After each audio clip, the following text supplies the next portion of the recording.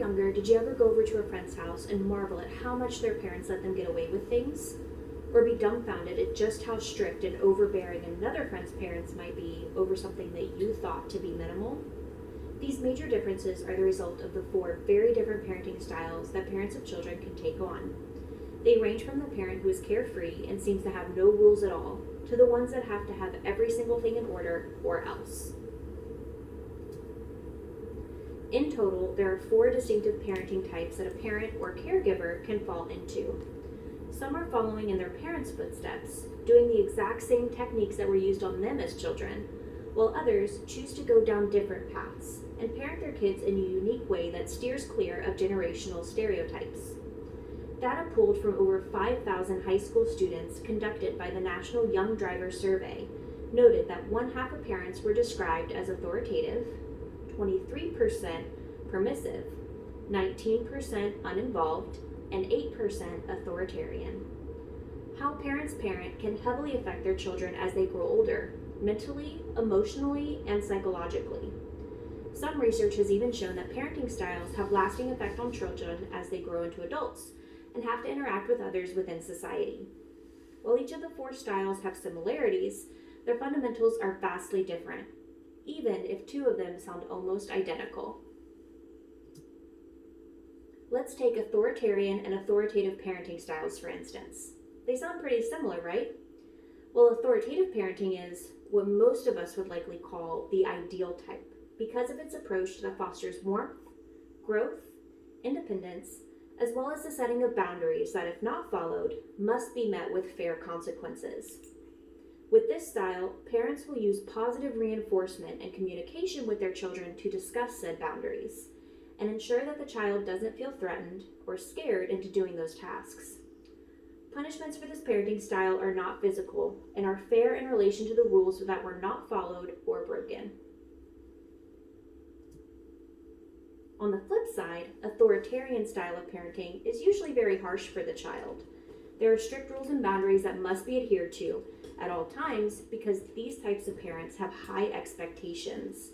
You'll hear very often the phrase, "because I said so," come out of the mouths of authoritarian parents.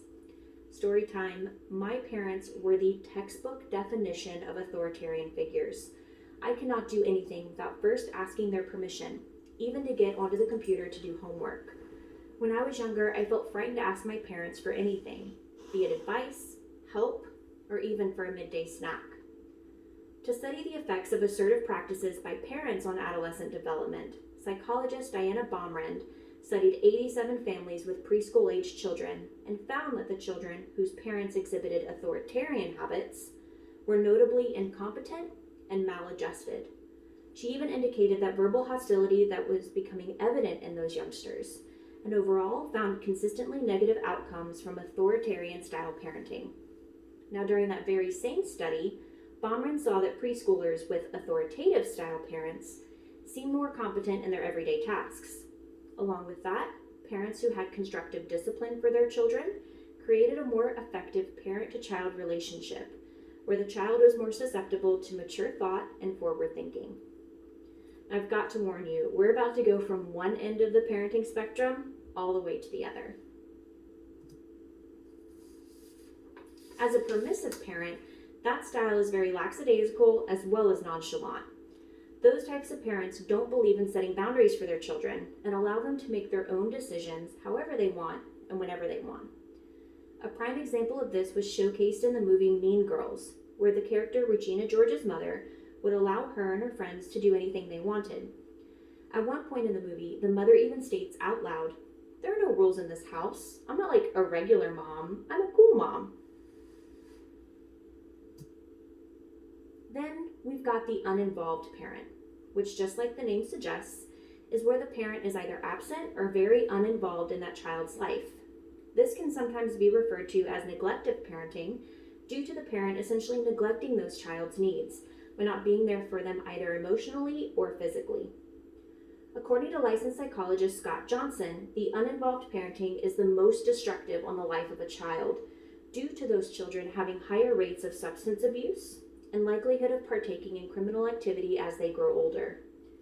Due to the lack of actual parenting in this style, children are more likely to exhibit narcissism, as well as violent tendencies as they reach adulthood. While the 4 parenting styles can be very different in their own right, there are some similarities that can overlap, and it's even been seen that parents can use 2 or more parenting styles throughout their child's upbringing, particularly as they reach different age milestones.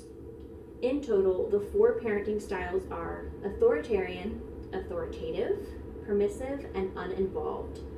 Research has shown that they can have either a positive or negative impact on the children that are being raised under those types of styles.